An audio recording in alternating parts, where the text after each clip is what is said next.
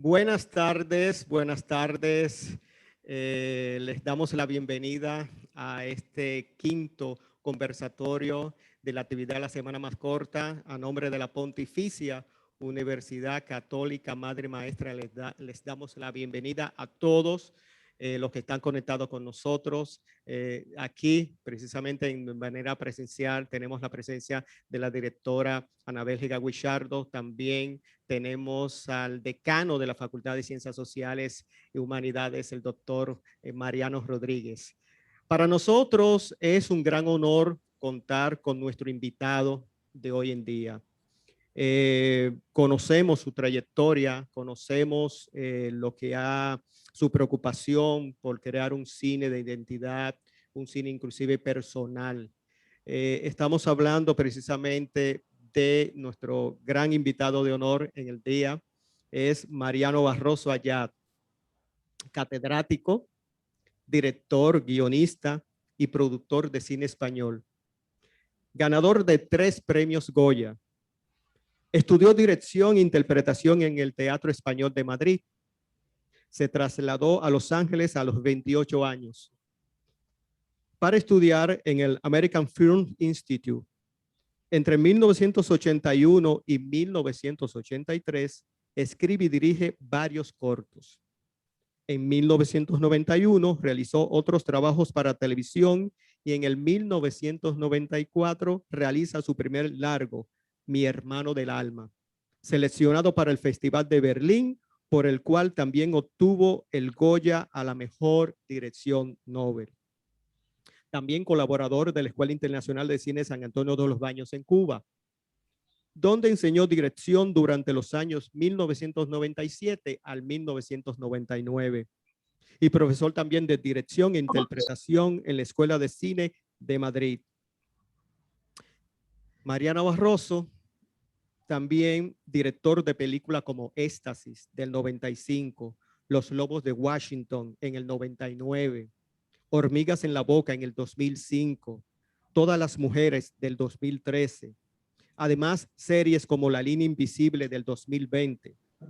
Hoy preside la Academia de las Artes y las Ciencias Cinematográficas de España. Y también el Festival de Málaga le acaba de dar el premio Retrospectiva.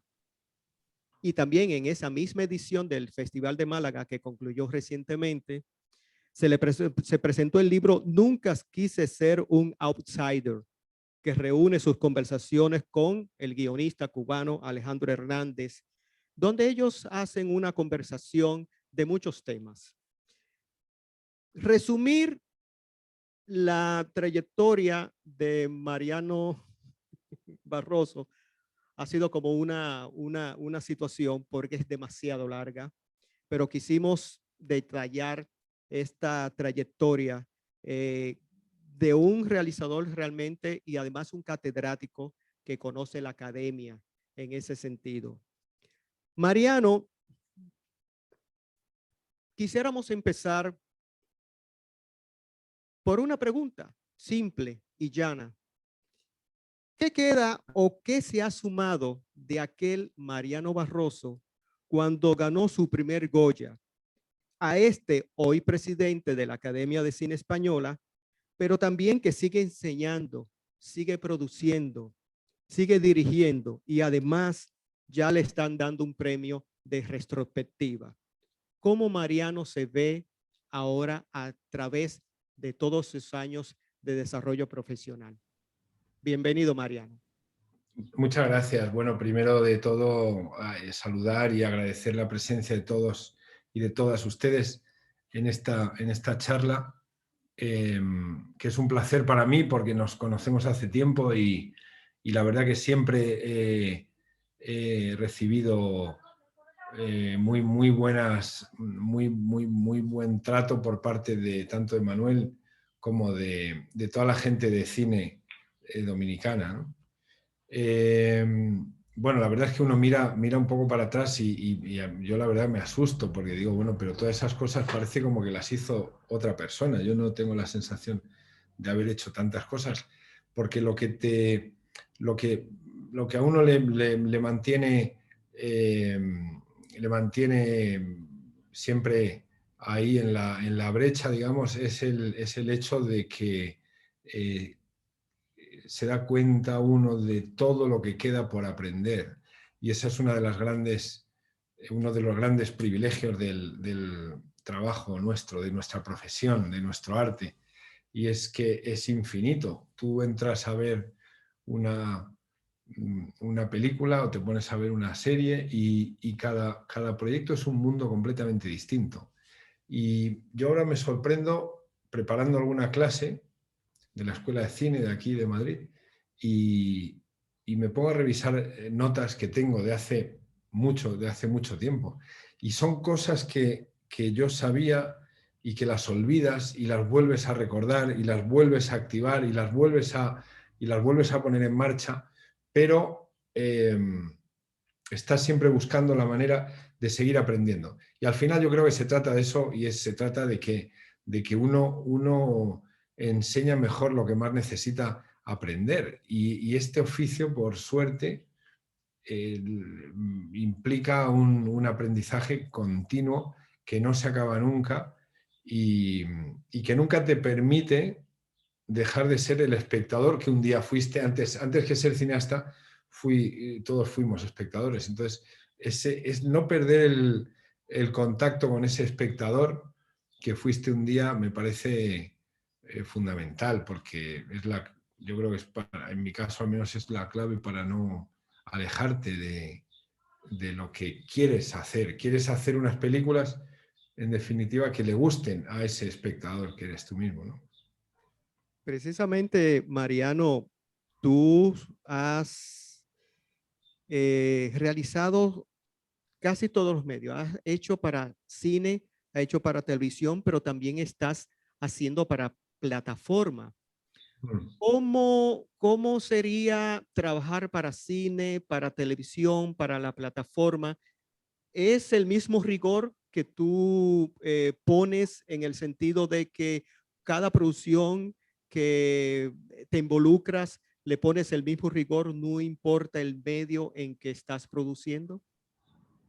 Sí, absolutamente. El rigor tiene que ser siempre el mismo. Es decir, la actitud que uno tiene hacia el trabajo es muy importante que sea la misma, porque eh, a veces se dice mucho y llega a ser un cliché, pero es una gran verdad. Esto es un arte y es una profesión colectiva en la que intervienen muchas personas y tú tienes que tener muy claro cuál es tu lugar y ocupar tu lugar y en mi opinión tienes que imprimir ese sello, esa actitud, ese rigor, sea cual sea la historia que estás contando, y tienes que ceñirte mucho a lo que estás contando y al mismo tiempo hay esa doble faceta, ¿no? del director, que consiste también en estar no solo contando la historia, sino al mismo tiempo creando la atmósfera, relacionándote con todo el equipo, generando sinergias, generando de alguna manera tratando de potenciar que cada persona con la que estás trabajando aporte lo mejor que tiene, porque eso al final redunda en beneficio de la película, del proyecto y de uno mismo, ¿no? Entonces, en ese sentido hay que ser un poco egoísta, porque el egoísmo en ese sentido es bueno para todos. Es algo bueno, te toca ser el director, eres un poco el capitán del barco y tienes que estar ahí haciéndote responsable, pero creo que el rigor es exactamente el mismo. Van cambiando las condiciones de cada proyecto, claro, no es lo mismo un largometraje que una serie, pero al final estás contando historias por medio de imágenes y sonido y con actores y con actrices que dicen unas palabras y que transmiten unas emociones, y eso es común. Entonces tienes que ir adaptando tu rigor a cada uno de los medios, pero sí, sería el mismo. Es decir, uno es el mismo, sea cual sea la ventana final en la que se va a emitir lo que ha hecho, ¿no? Precisamente, hablando sobre eso, una vez expresaste: luchamos para que se den cuenta de que el cine es parte de nuestra identidad. Creo que te referías a a la situación del cine en España, pero también eso puede ser una situación que podemos ver en toda América Latina. ¿Qué opinas cuando dijiste eso en el contexto en que lo mencionaste y cómo tú lo ves también aplicado a otras latitudes? El cine no siempre es considerado o es reconocido como lo que es, y es un medio, es un arte, también es una industria y es estratégica. Creo recordar que en la ley de cine de la República Dominicana está reconocido como tal, como industria estratégica en esta ley reciente de hace relativamente pocos años, que ha cambiado, me parece, todas las dinámicas de la producción ahí. Y, pero sí, en España no siempre se reconoce, en muchos países de Latinoamérica, eh, y se da por hecho, ¿no?, que la gente que hacemos cine tenemos ya una posición, una cualidad que nos vale con lo que hay, ¿no? A eso me refiero también cuando antes citabas el título del libro este que ha publicado el Festival de Málaga. Nunca quise ser un outsider. Yo tengo siempre la sensación de que la gente del cine somos un poco outsiders, es decir, nunca acabamos de estar como integrados en la sociedad en el sentido de recibir ese reconocimiento como puede estar un abogado o un doctor o un carpintero, ¿no? Es decir, somos gente que parece que nos dedicamos a una cosa que es secundaria y es imprescindible, es la identidad de un país, es la identidad, es la cultura, y además en estos tiempos, en su día quizá era la pintura, era la literatura, pero hoy en día la identidad de un pueblo está en su creación cinematográfica, en su audiovisual, porque ese es el lenguaje que impera ahora mismo. Y a eso me refiero. Es decir, creo que es importante seguir luchando por seguir reivindicando por ese reconocimiento del lugar que debemos ocupar como medio, como arte, que es el cine. Ujú. Qué bueno que mencionaras lo de la ley de cine en República Dominicana, porque este dato lo iba a decir al principio, pero lo quiero decir ahora para entrar precisamente en lo que es la mirada de la academia al cine, el Caribe cinematográfico, porque sabemos que tu carrera está conectada con historias dominicanas. Sabemos que en el 2001 hiciste la dirección de la adaptación de la novela de Julia Álvarez titulada En el tiempo de las mariposas. De hecho, trabajó Salma Hayek, también trabajó Anthony Álvarez. ¿Cómo fue esa experiencia de haberte conectado con una historia caribeña y además una historia de República Dominicana, pero aquí a su vez es una historia universal? ¿Cómo entonces sentiste esa conexión con esa historia, aunque la película fue grabada en México, pero esa conexión de esa historia, qué impacto tuvo dentro de tu carrera? Bueno, es una película que para mí fue decisiva en muchos sentidos, no solo a nivel profesional, sino sobre todo a nivel vital, porque me puso en contacto con una realidad, con la realidad dominicana. Es cierto lo que dices, que la película se produjo en México, porque, bueno, primero porque una de las productoras era Salma Hayek, que era también la protagonista, y ella consiguió la financiación para hacerla en México, ¿no? También eran otros tiempos y la industria dominicana no estaba tan desarrollada como lo está ahora, ¿no?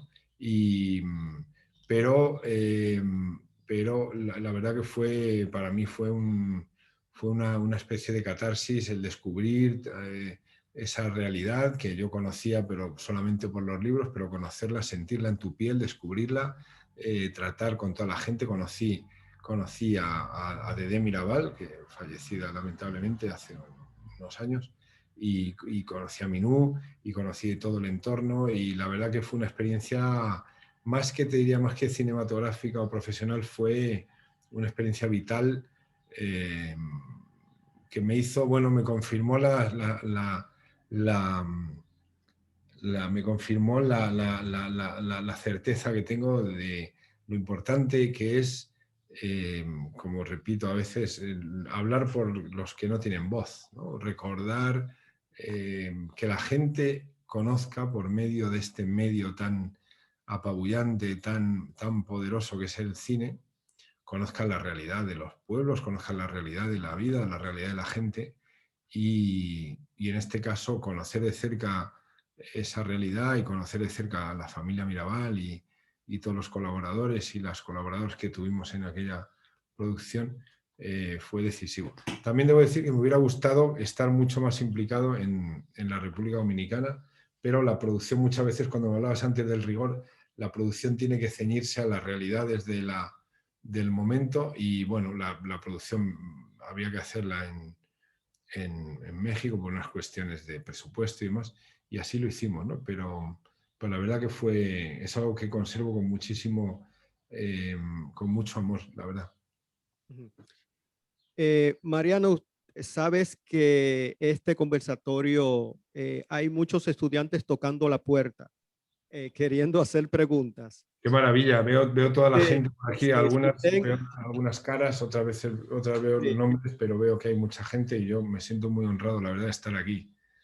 Sí. claro. Y tengo una pregunta de Paola que quiere decir, a la hora de crear un corto o un largometraje, ¿realizas un método de investigación? Si es así, ¿cómo le emprende?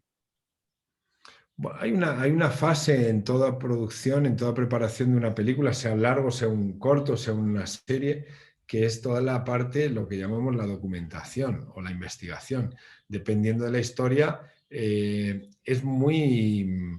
Uno no se deja de sorprender cuando descubre que si le dedica tiempo y energía a trabajar en documentarse, en investigar sobre el asunto que está tratando, da igual de lo que trate, da igual, tú puedes estar haciendo una historia de guerra, una historia de amor, puedes estar haciendo una historia futurista, puedes estar haciendo una cosa costumbrista o puedes estar haciendo una novela, una serie de continuidad diaria, pero el investigar, el documentarte con las personas reales, es decir, vas a hacer una historia sobre unas personas que se dedican a la jardinería.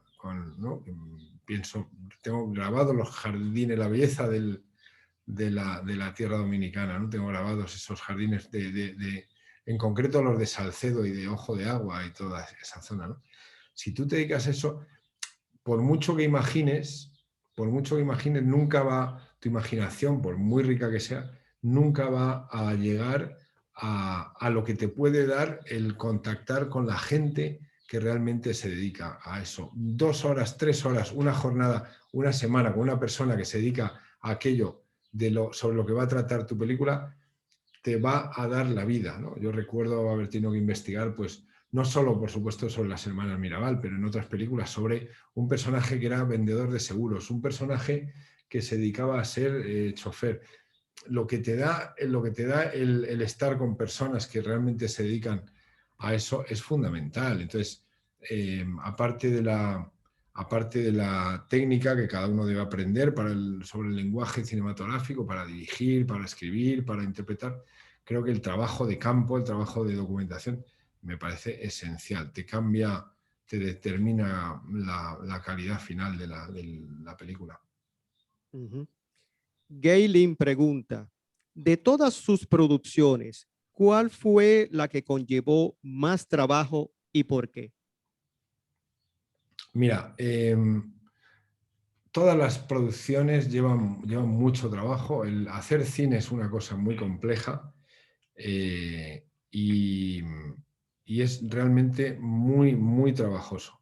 Pero esto no debe ser visto como un problema, sino todo lo contrario. Es decir, la dimensión, la envergadura de todos los problemas, de todo el trabajo que tienes que sacar adelante, que tienes que resolver para hacer cualquier proyecto, determina tu actitud y tu actitud determina el resultado de esa película. Es decir, hay que partir de la base de que nadie realmente esté interesado en que uno haga una película, a no ser que haya sido la película más taquillera del año o que haya ganado un Oscar o que haya ganado 3 Goyas. Pero pero una vez asumido eso, hay que enfrentarse a todos esos obstáculos, a todas esas resistencias, con el convencimiento de que no solo no son problemas, sino que son preguntas que uno se debe hacer para ver hasta qué punto está queriendo dedicarse a esto y, en concreto, entregarse a ese proyecto, a esa película, a esa historia, a ese guión, a ese tema. Entonces, la verdad que todas, cuando no ha habido un problema, ha habido otro, pero ya te digo que no me gusta ni siquiera utilizar la palabra problema, porque es parte de la vida, ¿no? Y en definitiva, yo creo que no dejamos de ser unos privilegiados por podernos dedicar a una cosa tan bella, ¿no? Como es el cine. Claro, claro. Henry pregunta, ¿qué espera de la industria audiovisual de las universidades? Bueno, se espera la industria audiovisual, espera formación, rigor. Se necesita en esta industria creciente, porque cada vez es más grande la demanda. Fijaos ahora con la demanda que hay de plataformas de producción, pues se demanda gente muy preparada. Están surgiendo nuevas posiciones de trabajo, nuevas profesiones casi. Y lo que se precisa es gente muy preparada. La universidad me parece que juega un papel definitivo y tiene la responsabilidad y el privilegio de poder formar a las personas para alimentar esa industria que es tan pujante y que va a más, como podemos ver todos. Entonces, me parece que es fundamental. Maciel, ¿podría brindarnos algunas recomendaciones para crear historias que sean originales y que a la vez trasciendan? Antes hablabas En el tiempo de las mariposas como una historia universal que es una historia muy local. A mí me parece que cuanto más locales sean las historias, cuanto más voy más allá, no solo locales en el sentido que pertenezcan a un territorio, no solo en el sentido geográfico, sino en el sentido que pertenezcan, que nazcan por así decirlo, de un impulso emocional del corazón de alguien, ¿no? De alguien que cree mucho en esas historias y que se entrega a ellas. Entonces, yo creo que ahí está la clave. Para mí está la clave, que es encontrar aquello que quieres contar.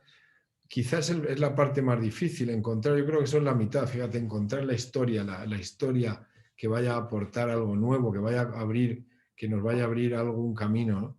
Encontrar una historia en la que creas y que pueda tener el potencial que necesita una película para convertirse en una producción finalmente, ¿no? Conexión emocional, necesita mucha verdad, necesita mucho rigor. Da igual que sea una tragedia o una comedia, necesita estar muy bien basada, muy bien apoyada en unos cimientos muy sólidos que no son otros que la convicción y la implicación de la persona que lo está impulsando. Javier Perdomo dice, ¿de qué manera piensa usted que han afectado las plataformas de streaming en el lenguaje cinematográfico en términos de narrativa? Bueno, no solo las plataformas, también la televisión. Es decir, cada vez tú ahora ves una película de hace 20 años y te está pidiendo otro ritmo. Te está pidiendo otro ritmo porque el ritmo y los tamaños de los planos, etcétera, eso ya empezó a ocurrir cuando empezaron a surgir hace ya muchos años los rock vídeos, ¿no? Los vídeos musicales. Empezó a cambiar muchísimo el lenguaje. De hecho, el lenguaje no deja de evolucionar. El cine no deja de ser un arte muy joven y un lenguaje muy joven. Tiene ciento y pocos años y no deja de ser algo que se está inventando, que se está descubriendo. Las plataformas de streaming no dejan de abundar en esa línea un poco, en que, claro, cada vez se hacen más series, más películas, cada vez vemos más. A estas alturas hemos visto tanto relato audiovisual, le llamo así porque puede ser película, serie, documental, pero hemos visto tanto que ya casi como que en cuanto empieza una película ya sabemos lo que va a pasar. Y yo creo que que las plataformas están teniendo un efecto muy, muy positivo en el sentido que están convirtiendo esta industria en algo muy, muy, muy pujante, muy potente. Pero por otra parte es verdad que también se corre el riesgo de que se haga un tipo de producción un poco adocenada y que se descuide. Yo creo que hay que estar muy alerta para que eso no ocurra, pero sí están afectando. Yo la verdad a veces voy en el tren, aquí en España viajamos mucho en tren y veo a la gente sentada en el tren mirando películas en los teléfonos celulares y pienso, cada plano que están viendo, yo le he dedicado 4 horas, 3 horas y ahora lo ven en un celular. Claro, yo querría que se viera en pantalla grande, pero el signo de los tiempos es el que es. En todo caso, nada comparable a la experiencia de percibir una historia en grupo, todos conjuntamente en una sala de cine y todos al mismo tiempo, ¿no? Me parece que ese ritual, esa ceremonia no tiene equivalencia con nada más. Ujú. Y precisamente conectando esa pregunta con esta pregunta que hace la docente Odalis Castillo, dice, de la pantalla grande a la pantalla móvil, ¿qué transformaciones se están produciendo en el cine para poder llegar y atrapar a los espectadores de las nuevas plataformas? Sí, Odalis, encantado de saludar. Bueno, es una evidencia lo que ocurre. La gente, la gente ve muchísimo. O sea, es impresionante en todas partes, aquí, allá en Dominicana, en Estados Unidos, en Argentina, en Europa. La gente se ve en una sola tarde, se ve una serie entera. Creo que no solamente ya podemos o debemos hablar de las pantallas o de los encuadres o de los tempos o de la calidad. Debemos hablar sobre todo, yo creo, de los formatos en términos de duración. La película, el largometraje está concebido para ser algo que se ve en las salas de cine con una duración de entre 1 hora y media y 3 horas máximo. Claro, las series, yo he hecho una serie para Netflix, he hecho otras series para Movistar, estoy con otros proyectos, con otras plataformas, tienen una duración de repente de 5 horas y hay mucha gente que las ve, que se ve las 5 horas de golpe. Entonces eso está cambiando por completo y me consta que todas las plataformas están investigando continuamente cuál es la mejor duración.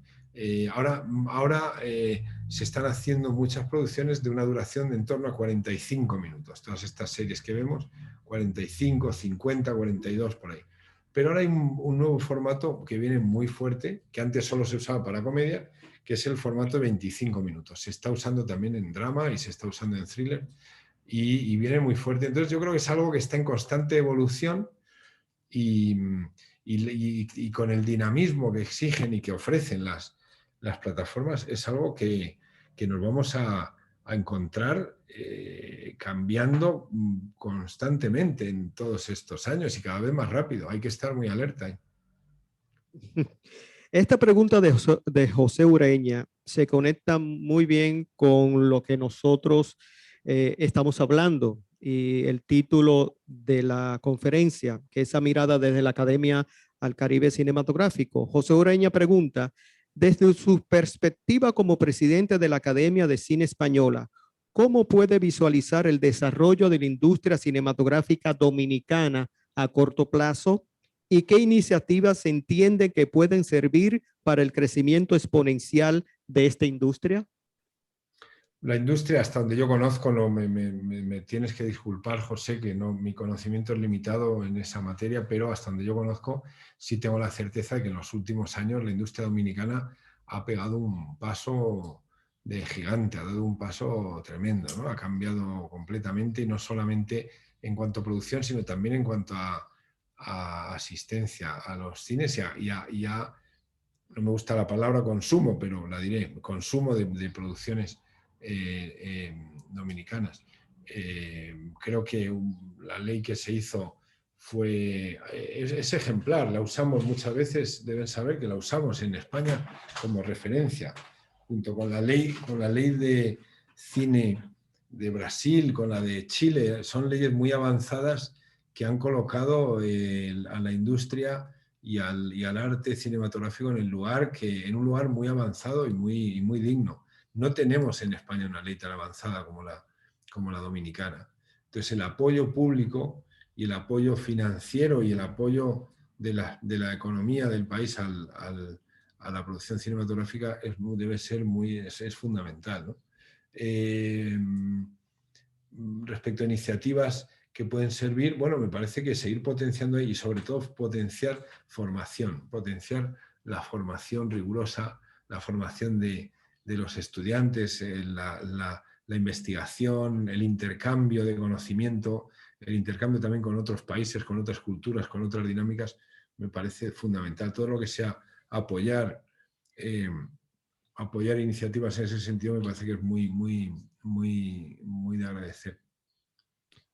El docente Carlos Acero pregunta, ¿qué país piensa que lleva la voz cantante en el cine de autor en Latinoamérica y el Caribe? Bueno, estos son, claro, inevitablemente, Carlos me parece que se llamaba, ¿no? Va a ser una opinión subjetiva y limitada al conocimiento que tengo y a lo que yo he visto, ¿no? Pero tengo muy buenas referencias y he visto películas que me han impactado mucho de Argentina, películas que me han impactado mucho de México, algunas de Chile. Quizá son los países que tienen Colombia también, países que tienen una producción más grande y al final esto ya sabes cómo funciona, claro, si se hacen 10 películas es más fácil que haya 2 interesantes, si solo se hacen 3 es más difícil, entonces al final el volumen de producción determina o decide el nivel de la industria, pero se está haciendo un cine en Latinoamérica y en el Caribe realmente muy potente y que está impactando mucho en todas partes, ¿no? Entonces, pero yo te diría eso, hay cineastas muy reconocidos aquí en los festivales europeos, en los festivales en todas partes, en todo el mundo, ¿no? De películas chilenas, argentinas, ya te digo, dominicanas, Colombia.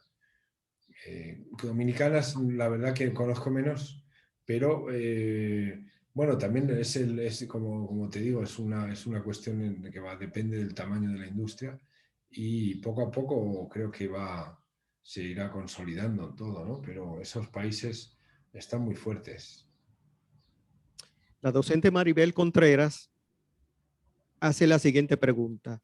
¿Cuáles son los retos que tiene España, el mundo, que ya venía con un bajón de taquillas para el cine nacional, para recuperar el ritmo de cine tras la pandemia?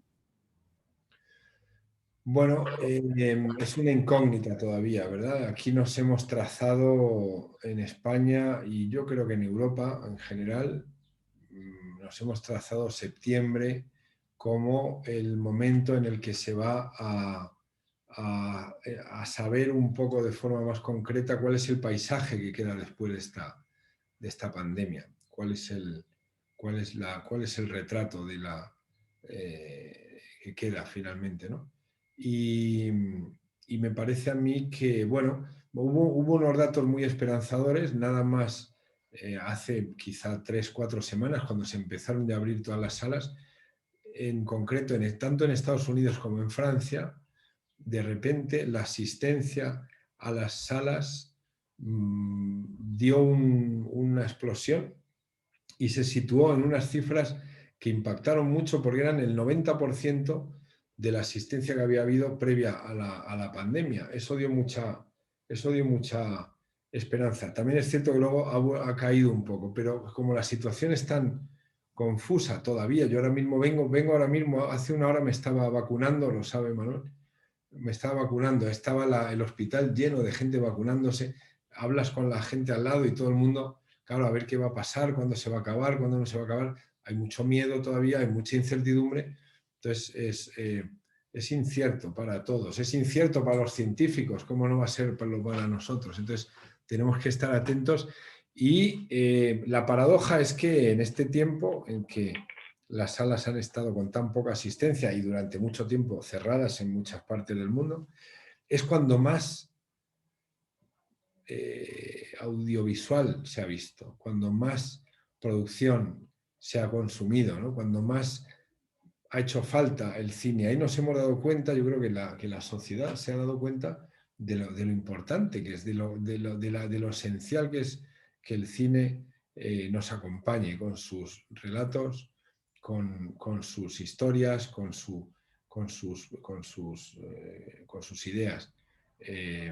Porque es una manera es una manera casi como de vivir fuera de uno. Cuando ves una película, de siempre recuerdo a mi mamá que tiene 90 años y se lo recuerdo, pues ella siempre me decía, es que el único lugar en el que te olvidas de los problemas realmente es en el cine. Ella cuando era joven iba mucho al cine, entonces, y reivindicaba y que le gustaba ir al cine porque le ocurría eso. Y dices, es que te olvidas de todos los problemas, ¿no? Entonces, hemos vivido estamos todavía, ¿no? Viviendo un problema colectivo muy, muy tremendo a nivel mundial, y el cine ha sido, el cine me da igual como le quieran llamar, el audiovisual, las series, las plataformas, da igual, el relato audiovisual ha sido una compañía esencial. Imagínense que no hubiera habido películas para ver en las casas. Esta pregunta de Jessica va en retrospectiva, porque vuelve a tus orígenes. Dice, conocemos que la carrera audiovisual conlleva un sinnúmero de retos para escalar y llegar a lo que se considere éxito. ¿Qué impulsó a tomar la decisión de adentrarse en el camino de la carrera cinematográfica? Yo creo que eso es algo que uno ni lo piensa. Uno ni lo piensa. Es decir, es que de repente es como cuando uno se enamora, casi, ¿no? Es decir, uno se enamora y uno empieza a tener unos sentimientos y unas sensaciones y te empiezan a pasar unas cosas y que no las eliges, sino que se apoderan de ti de alguna manera, que te arrastran, ¿no? Y a mí con el cine me ocurrió eso. Luego ya, igual que con el amor, y perdóname, Jessica, discúlpame esta comparación, pero me parece, yo lo veo muy similar. Luego ya, una vez que ya identificas, que sientes eso, que sientes esa especie de atracción hacia ese medio, hacia esa forma de comunicarse, hacia ese arte, ya, bueno, le vas dando forma, tienes que aprender como el pintor que tiene que aprender a dibujar el jarrón, aunque luego quiera hacer arte abstracto, Picasso. Primero hay que hacer el jarrón. Y entonces te tienes que poner a aprender y aprender, porque hay una técnica que hay que aprender, hay que ir a los centros como este en el que estamos, centros que enseñan, centros que comparten conocimiento, que instruyen para darle forma. Pero digamos que para mí nace de un amor, de una pasión. Alfonso Quiñones, que es parte también nuestro jurado en este evento y también miembro de la Asociación Dominicana de Prensa y Crítica Cinematográfica, de la cual también formamos parte, pregunta, ¿cuál es, a su entender, el mayor reto de la Academia de Cine Española? ¿Cuál es el principal patrocinador de los Goyas y cuánto hay de autofinanciamientos en los premios Goyas? Alfonso, un placer saludarte. Mira, ahora mismo los retos van surgiendo, casi, no cada día, pero casi cada semana. Ahora mismo el reto que nos encontramos es este que estamos hablando, es hasta qué punto el cine es aquello que vemos en una sala o el cine es el relato que vemos en una pantalla cualquiera, sea una pantalla grande o sea una pantalla de televisión o sea una pantalla de un celular, o el cine es el hecho que ocurre cuando se encuentra el espectador y aquello que se proyecta en la pantalla. Esa definición de cine es el reto ahora mismo realmente para la academia, porque esto significa que hay que decidir si las películas de plataforma también son cine, si las películas que se ven en los celulares son cine. ese es el reto, definir en la nueva era qué es el cine, ¿no? Es decir, las salas, está claro que bueno, la gente sigue yendo y estoy convencido que van a seguir yendo, igual que la gente va a necesitar ir a compartir. Es imprescindible compartir. El otro día, y hago este pequeño paréntesis, el otro día estuve viendo, me mandaron un link para ver una película que se titula una joven prometedora, no sé cómo la titulan, Young Promising Woman. ¿La han visto ahí? No sé si se ha visto ahí. Sí, sí, aquí se ha visto. A mí me mandaron un link y entonces estuve viéndola en la computadora, igual que les estoy viendo a ustedes aquí. Estuve viéndola ahí. Y estuve viéndola y estaba con mis hijos en casa y, qué buena historia, qué potente, qué fuerte, qué historia. Y estuve viéndola, qué buena historia. Pero cuando llevaba una hora, me entró hambre, era la hora de cenar y dije, bueno, voy a parar, voy a hacer la cena, vamos a preparar la cena y ya la seguiré viendo. Y ahí se acabó esa película para mí. No volví, porque luego había otras 5.000 en Netflix, otras 4.000 en Amazon y tal.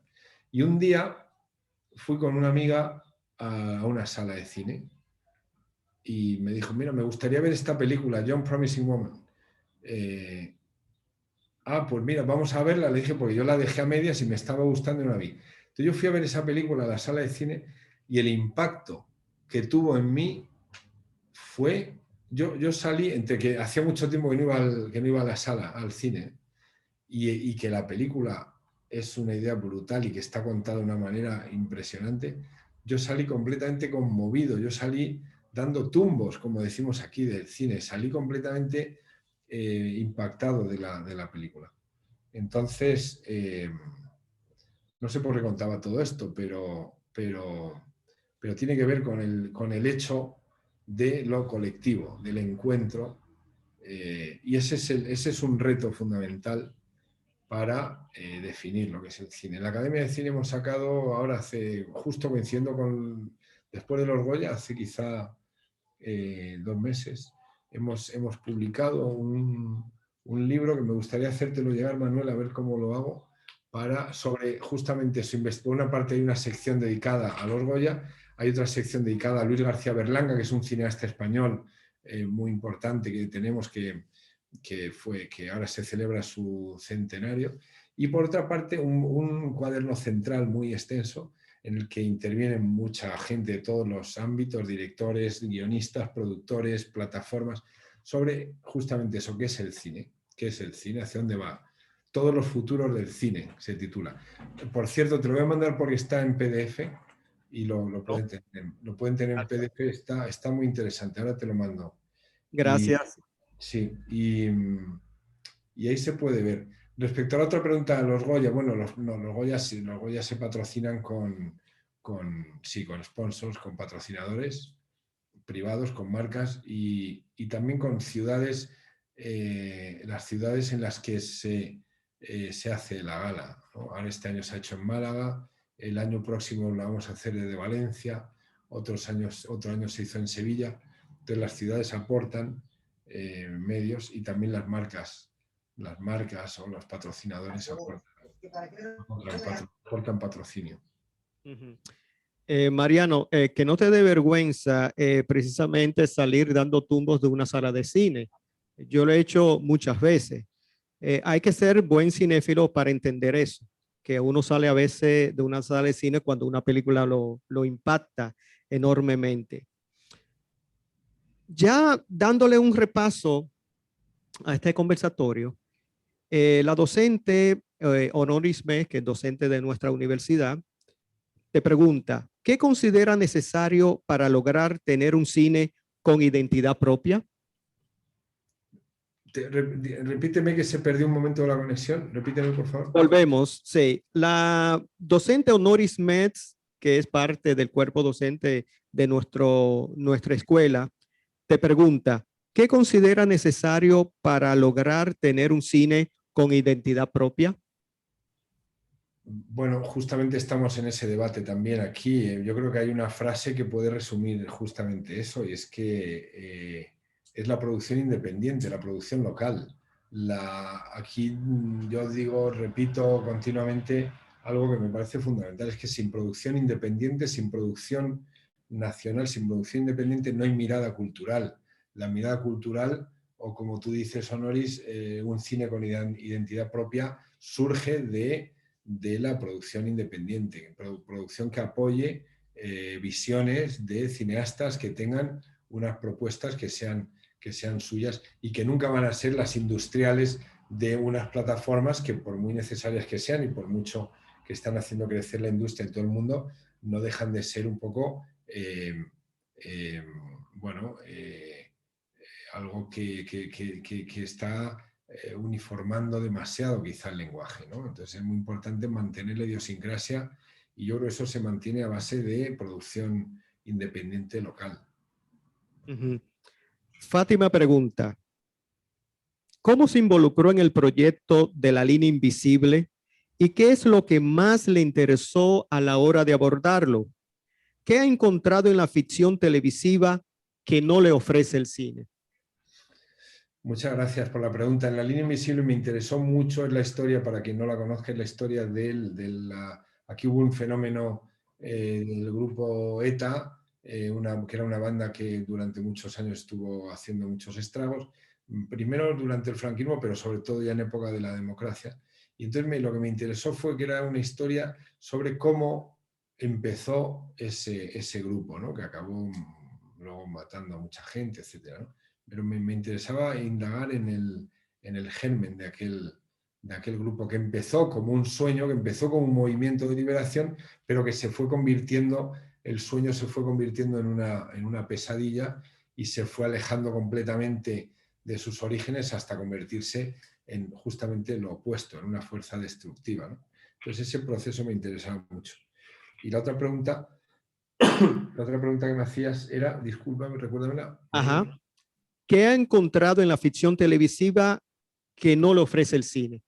Bueno, en la ficción televisiva confieso dos cosas. Una, hay más demanda de ficción televisiva, es decir, hacer cine, hacer películas para salas es algo que en todas partes, no solo en Dominicana, no solo en España, también en Estados Unidos, la gente que hace películas y sobre todo quiere hacer películas un poco más personales, tiene dificultades porque es muy complejo acceder a la financiación, el riesgo es muy grande, el riesgo financiero y de producción es muy grande y en cambio las plataformas tienen un nivel de demanda muy grande, necesitan mucha producción, entonces se mueve mucho más, digamos, la industria en ese sentido. Esa es una de las dos cosas que he encontrado. La otra, que me parece fundamental, es algo que comentaba antes, que tiene que ver con el formato, con la duración. Yo soy un enamorado del trabajo con los actores y con los guiones y con los personajes, el desarrollo. Entonces, la posibilidad de contar historias en 4, 5, 6 horas, en 10 horas, me parece un lujo total porque te permite desarrollar los personajes. Los personajes pueden ser infinitos. Un personaje en el capítulo 1 puede estar haciendo una cosa y en el capítulo 4 hace justamente la contraria. Y si aquello está bien hecho y está hecho con rigor, te lo crees. Y es fascinante porque me parece que se van desplegando los personajes en las series de una manera que no te permite el cine, que es mucho más limitado en cuanto a duración. Yo le pregunta, ¿cuál ha sido tu mayor reto? Mi mayor reto, entiendo que mi mayor reto profesional, para mí el día a día es un reto, encontrar tu sitio cada día, porque va cambiando todo, ¿no? Es como, no hay un escenario en el que, al que tú llegas, no hay una pista de atletismo a la que tú llegas y cada día tienes que correr por la misma pista a ver si bates el récord de los 100 metros o de los 200 metros. No, el escenario va cambiando. El escenario va cambiando cada día. Y el encontrar tu sitio, y no me refiero solo a la industria, el encontrar tu lugar en ese escenario cambiante, ese es el reto, es un reto diario, pero que tampoco lo vivo como un problema, ni mucho menos, sino como un reto, ¿no? Como una posibilidad de búsqueda, como una posibilidad de crecimiento casi personal, artístico, un privilegio, un regalo. Los que nos podemos dedicar a esto que nos apasiona, imagínate la suerte que sientes, que tienes, porque vives de algo que es tu sueño. es increíble, ¿no? Parece que a Ashley le preocupa un elemento importante dentro de las historias y dentro del guión, que son los personajes. Y ella pregunta, ¿qué nos recomienda para construir un buen personaje? Yo, a mi modo de ver, los buenos personajes tienen que sonar a reales y para que suenen a reales tienen que tener dimensión. Lo peor que hay para un personaje es que no tenga dimensión, en el sentido de que sea muy bueno o que sea muy malo, que sea todos los personajes, los seres humanos somos capaces de lo mejor y de lo peor. Entonces, el personaje es algo que también hay que conocerlo, que tiene que salir de uno, pero tiene que tener, tienes que olerlo, tienes que sentirlo, tienes que casi poder hablar con él. Entonces creo que me parece que es legítimo el utilizar en el buen sentido lo que uno conoce, es decir, incluso gente que uno conoce, personas que uno conoce, utilizarlos. No lo tienen ni por qué saber, y esto lo digo, o sea, no es ninguna maldad, es una cosa, yo creo que uno escribe mejor y uno inventa mejor aquello que ya conoce. Y a partir de algo que conoces puedes poner en marcha un personaje. Entonces, gente que parezca real. Para mí lo peor son los personajes que se parecen a otros personajes de otras películas. A mí los personajes que agradezco son los que se parecen a gente que conozco. Y ves una película y dices, coño, este tipo se parece mucho a este amigo mío. O mira, es igual hacer las mismas cosas que hace mi mamá. O este tipo hace aquello que hacía aquel tipo que conocí.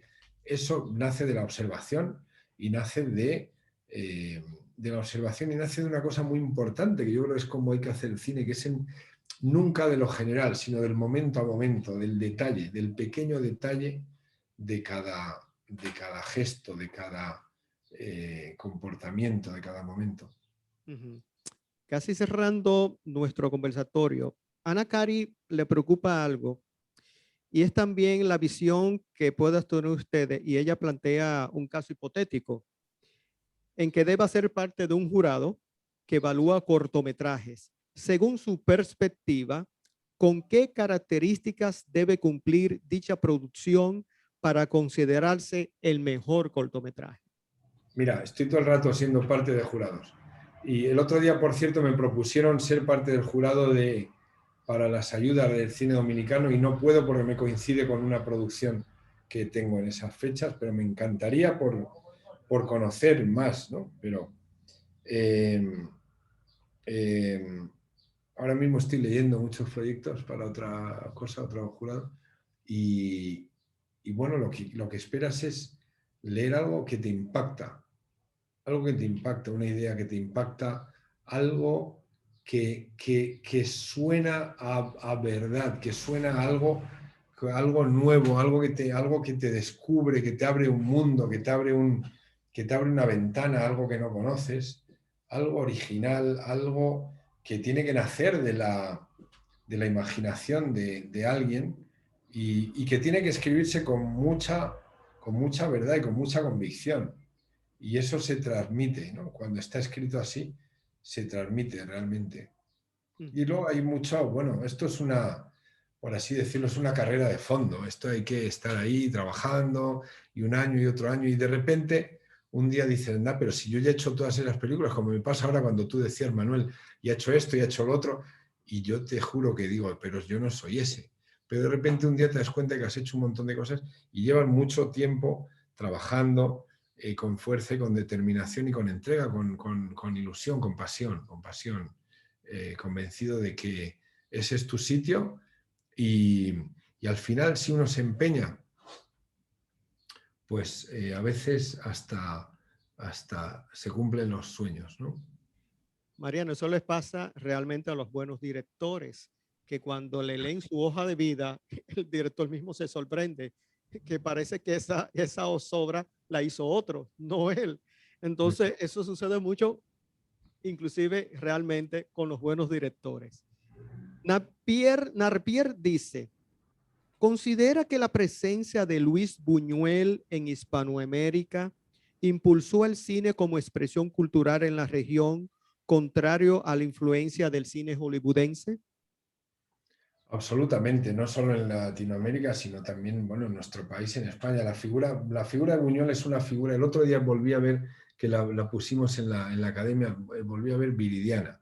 Uf, Eh, Buñuel es un gigante, o sea, es alguien que tú te pones a ver Viridiana y dices, pero qué mente, ¿quién ha podido inventar esta historia tan brutal y tan potente y tan fuerte ante la que te quedas hipnotizado, magnetizado?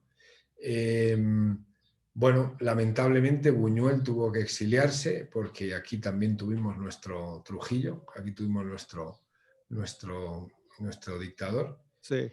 Tuvimos a Franco y se tuvo que exiliar y vivió mucho tiempo en Francia y en México, como saben, y allí hizo muchísimas películas y algunas de ellas brillantes, otras menos brillantes, pero algunas muy brillantes, como una de mis favoritas que se titula Él, impresionante película. Y sí, yo estoy seguro de que cambió completamente porque él y sus colaboradores allí, ¿no? Más toda la gente que en esa época estaban haciendo cine en Latinoamérica y siguen, ¿no? Claro, hay grandes creadores en Latinoamérica y es verdad que es un cine que por oposición al cine más hollywoodiense y más convencional, nos descubre universos que no podríamos ver si no los hubieran hecho estos creadores, ¿no? Ujú. Él precisamente protagonizada por Arturo de Córdoba.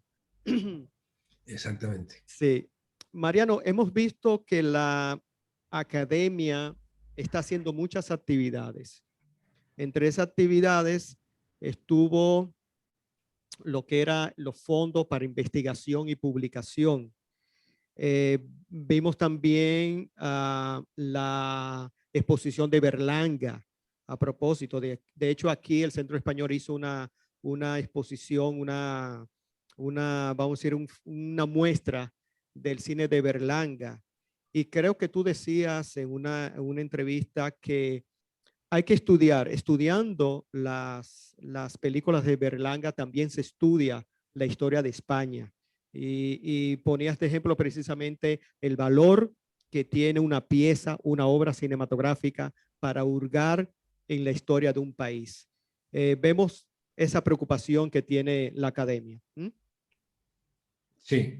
Esta exposición que ahora mismo está en Madrid hasta septiembre y que luego va a estar en otras ciudades, con toda seguridad en Valencia y en otras ciudades, es muy impresionante porque recorremos toda la obra de Berlanga, que desde los años 50 hasta 2000 casi, bueno, pues recorre todo lo que ha sido España. Entonces ver ahora sus obras, que además son muy corales y muestran mucha realidad y muestran los pueblos y muestran los barrios y muestran personajes muy de verdad, pasados por su filtro. Es muy impresionante que ves que es un fresco, es un recorrido por toda la España de todos esos años.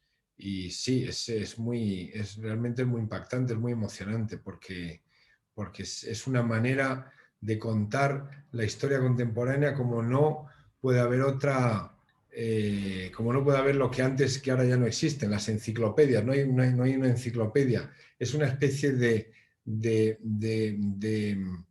fresco, de retrato de 5 décadas de este país, ¿no? De 6 décadas. Muy lúcida. Sí, estamos muy activos, la verdad que Sí. estamos muy activos también en la web está muy activo y ahora esperamos que a partir de septiembre poder relanzar las actividades con mucha más fuerza, ¿no? Ya, dándole un poco en esto, ya. Si todas las historias están contadas, ¿qué tan retador es el factor originalidad a la hora de producir un audiovisual? ¿Cómo marcar la diferencia? Esa pregunta no la digo yo, la dice Juanda. Bueno, sabes que por una parte está lo que cuentas y por otra está cómo lo cuentas. Lo que cuentas es una historia que es verdad que se han contado casi todas las historias, ¿no? Pero en el cómo lo cuentas, en la visión de cada uno es donde está la diferencia. en el tratamiento que haces de esa historia que cuentas. Cuando tú ves Viridiana, bueno, hay una visión ahí. Cuando tú ves una película que volví a ver hace poco por un proyecto que tengo, que es una película chilena que se titula El Club, es un enfoque muy, muy personal y muy único. Cuando ves estas películas, ves que hay, un autor o una autora detrás y te impactan porque son diferentes. Es muy interesante, a mí me fascina ir a los festivales de cine porque te metes en estos sitios a ver 4, 5, 6 películas diarias y cada vez que se apaga la luz, de la sala, entras en un universo distinto y aunque estés en la misma sala que estabas 2 horas antes, no tiene nada que ver, es otro lugar completamente distinto. La pantalla es la misma, la sala es la misma, pero con la luz apagada lo que empieza a ocurrir allí no tiene nada que ver, estás a 20.000 kilómetros del lugar en el que estabas en el anterior. Entonces, bueno, la diferencia que hay está justamente en eso, en la visión, en cómo se cuenta. Eso es lo que lo hace novedoso, ¿no? Ujú. A mi modo de ver. ¿Cuáles de las películas que has realizado te ha dejado huellas en el camino? Esa pregunta sí es mía. Películas que yo he visto, que me han impactado. Tuyas, A mías. propias. La verdad que todas. Y eso que hay películas que siento que son fallidas en el sentido de que las volvería a hacer. O sea, el otro día decía en algún sitio y es verdad, sueño que me despierto soñando que tengo tiempo para volverla a hacer, para rehacerla, porque las haría distintas. Pocas películas hay, salvo alguna escena de alguna película, las salvo, pero en general pocas películas hay que pueda decir, esta es una película redonda, vamos, de hecho ninguna. Es decir, a todas les quitaría mucho y lo haría de nuevo. Entonces, pero bueno, la primera por razones obvias, porque cuando haces la primera película, cuando vas a hacer la primera película, estás convencido de que, bueno, ya vas a hacer la primera película y entonces ahí se van a acabar todos los problemas, digamos, y todos tus sueños ya los vas a ver cumplidos. Y cuando la haces y la acabas y la estrenas, te das cuenta de que ahí justamente empezaron los problemas, porque empiezan unos nuevos, porque entras en otra liga, entras en otro terreno, ¿no? Pero todo, yo soy muy, no sé, quizá peco de optimista, pero que, me parece que es ya digo, un privilegio el dedicarse a esto nuestro, ¿no? Claro. Ya, dos preguntas para ir cerrando. ¿Cuál es el objetivo principal de una academia dentro de la estructura industrial del negocio del cine? Otra vez, ¿cuál es la estructura? Es que a veces se pierde un poco, dime otra vez. No, vuelvo a repetir. ¿Cuál es el objetivo principal de una academia, en este caso, la Academia de Cine, dentro de la estructura industrial del negocio del cine? Bueno, el cine en nuestro país, y como en casi todos los países, menos en los lugares donde hay mucha industria pujante, como en Estados Unidos o Francia, Inglaterra, etc., es un sector que la gente vive muy dispersa. Falta unidad, falta encuentro, faltan lugares de encuentro, faltan instituciones que aglutinen la energía, que unifiquen los impulsos. Y para mí ese es el principal objetivo, en mi opinión, el principal objetivo de una academia, es crear un lugar de encuentro, un lugar de referencia en el que quienes nos dedicamos a esto, pues nos podamos encontrar y sentir identificados con lo que ocurre ahí, ¿no?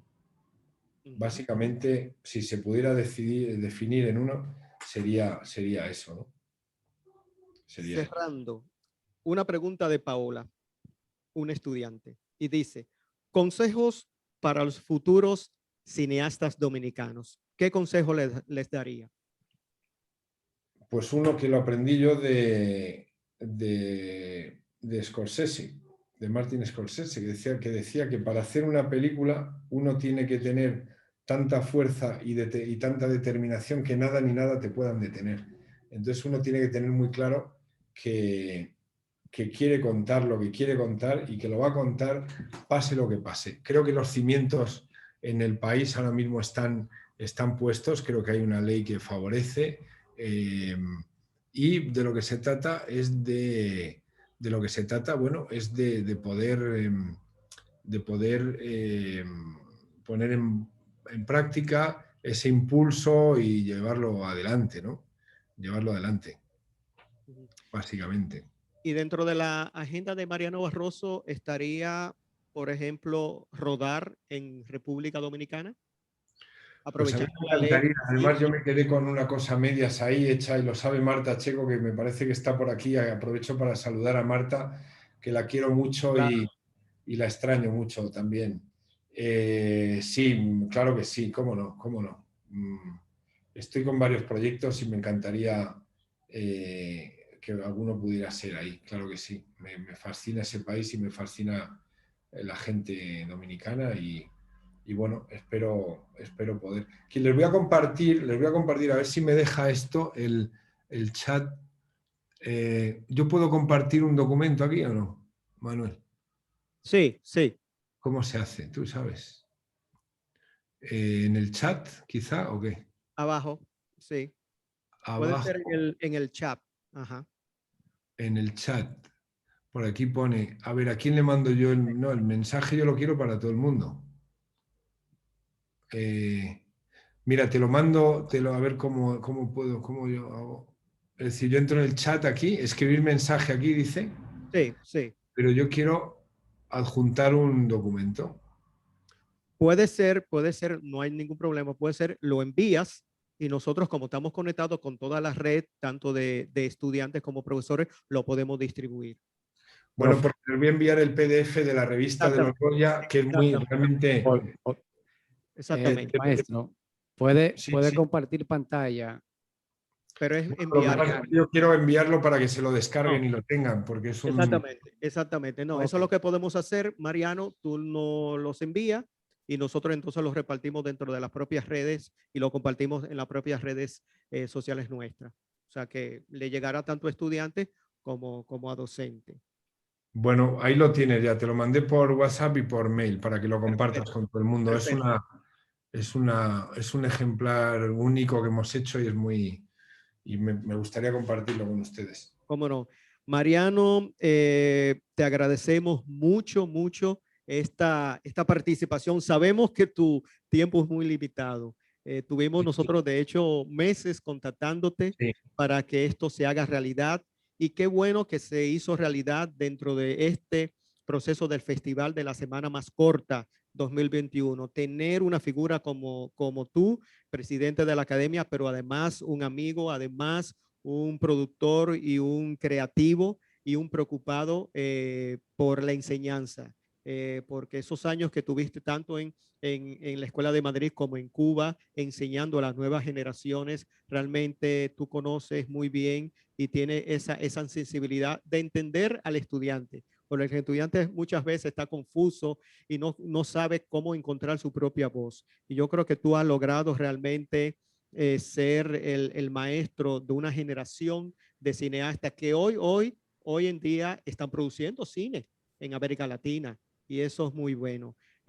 A nombre de la Pontificia Universidad Católica Madre y Maestra, a nombre de la Facultad de Ciencias Sociales y Humanidades y de la Escuela de Comunicación de esta institución, te agradecemos sobremanera este encuentro que hemos tenido contigo en este conversatorio y agradecemos a todos aquellos que estuvieron conectados a través de las redes sociales y la participación.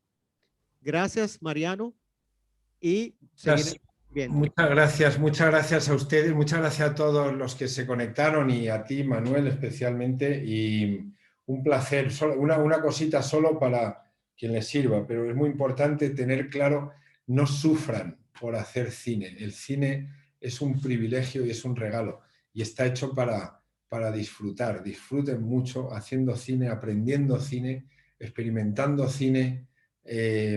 Porque es una maravilla y porque el cine tiene algo que no lo tiene. Si uno es cirujano o imagínense, del cerebro, o si uno es piloto de avión, no se puede equivocar. En el cine el error es bienvenido. Entonces disfruten de equivocarse todo lo que puedan, porque por ahí encontrarán su verdadera personalidad.